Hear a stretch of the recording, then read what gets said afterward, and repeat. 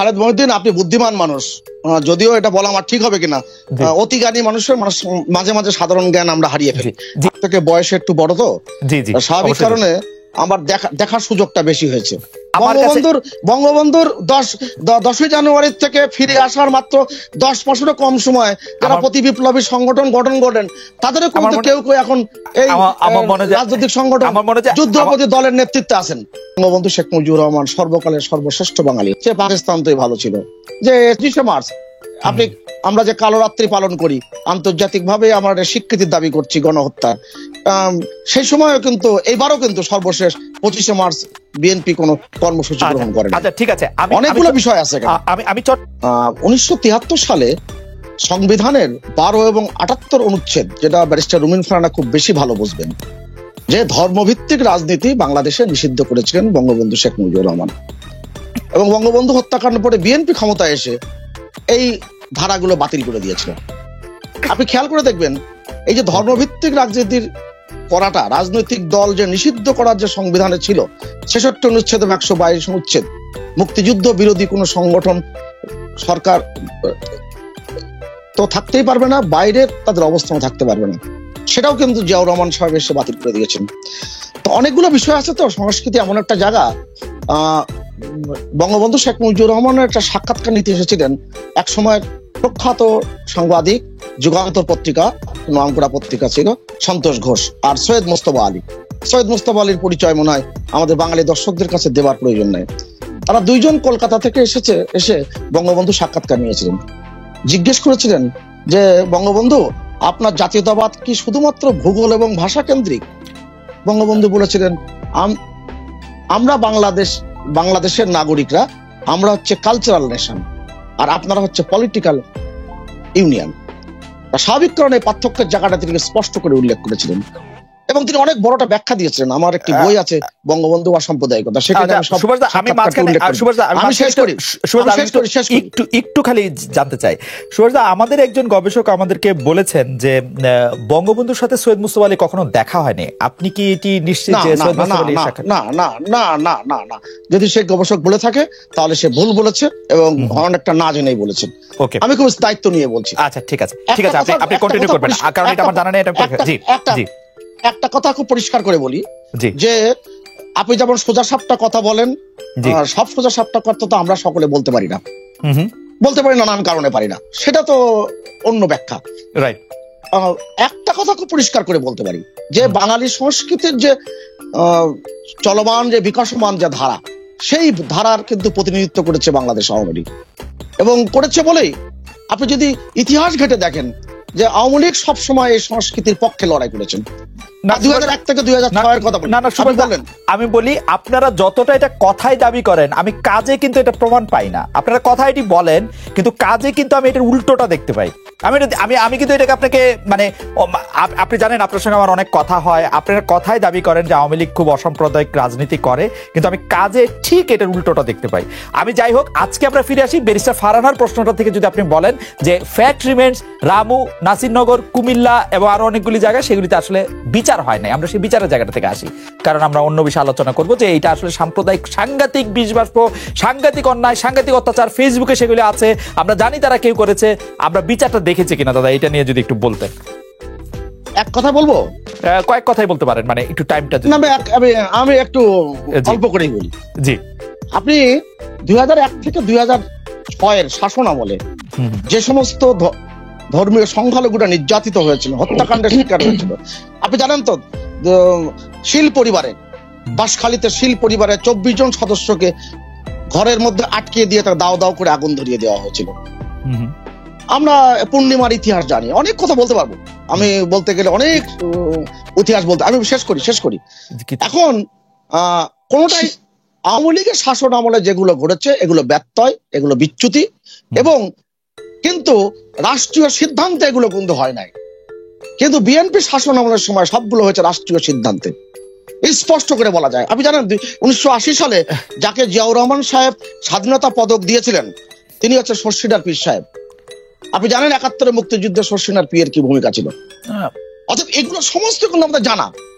অতএব ইতিহাস ঐতিহ্যকে আপনি যদি সংস্কৃতিকে লালন করতে চান। সুভাষদা, আপনি তো অসাধারণ বাগ্মী, সেজন্য শর্ষিনার পীর সাহেবের কথা বলেন, কিন্তু আমাকে কিন্তু একটু সুযোগ দিলে বা একটু ঘাটাঘাটি করা, কারণ আমার মনে থাকে না আমি আওয়ামী লীগের সাথে সম্পর্ক রয়েছে, কিন্তু 1971 সালে মুক্তিযুদ্ধে একদম বিপরীত অবস্থান নিয়েছিল এরকম লোকের সংখ্যা আমরা খুঁজে পাই, আমরা উপজেলায় খুঁজে পাই, ইউনিয়নে খুঁজে পাই, জেলায় খুঁজে পাই, আপনাদের কথায় খুঁজে পাই। আপনাদের সাধারণ সম্পাদক অনেকবার বলেছেন যে জামাত শিবির অনুপ্রবেশ ঘটেছে, এইখানে এটা করছে এটা করছে অনেকবার। সুতরাং একটি দলকে, এটা তো দলীয় সিদ্ধান্তের কথা আপনি বলতে পারেন না। আপনি তো এইটাকে আপনি বলতে পারেন 2001 আপনি 2001 থেকে 2006 সালে এই ঘটনা ঘটেছিল, এটি কি আসলে রাষ্ট্রীয় সিদ্ধান্ত ছিল এগুলি করার জন্য?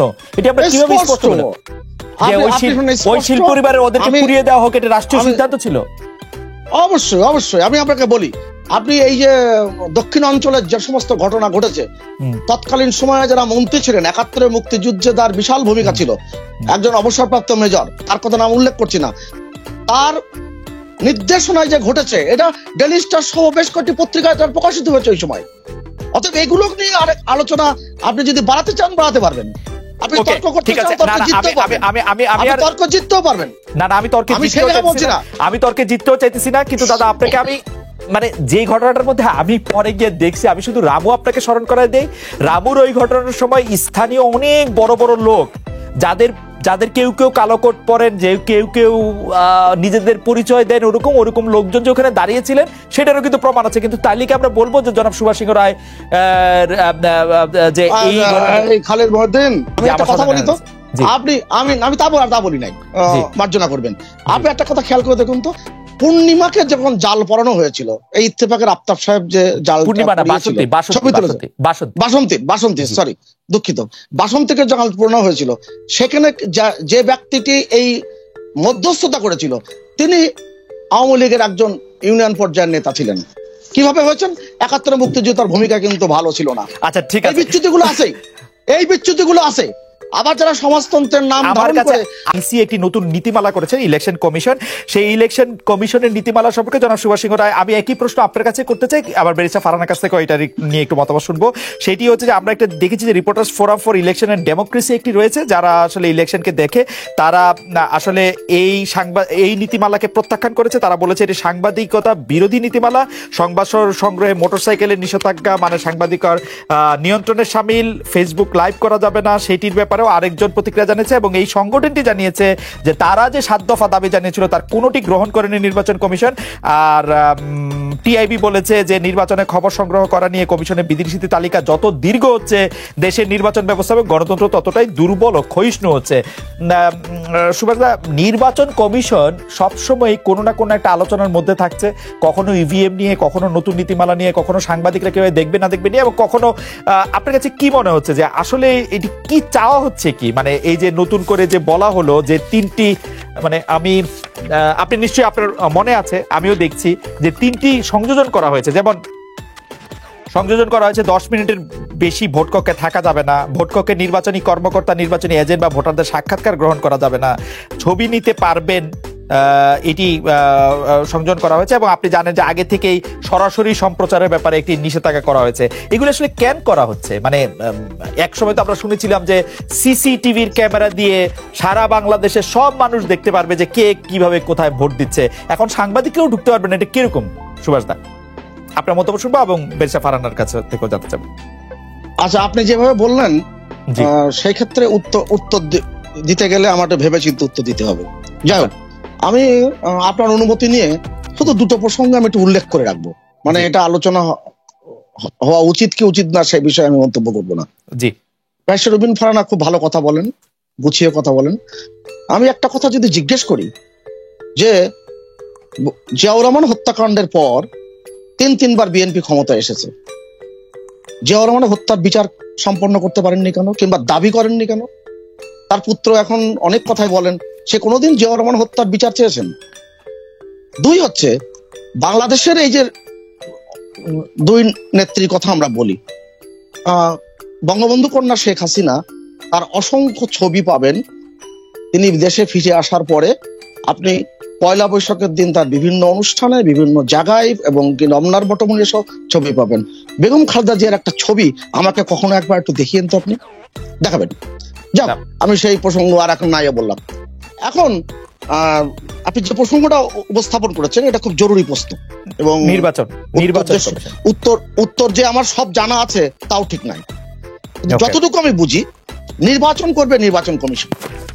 আমাদের সবচেয়ে বড় একটি অগ্রগতির জায়গা হচ্ছে আগে নির্বাচন কমিশনের যে তৈরি করবার যে আইনটি ছিল 118 এক ধারা, সেই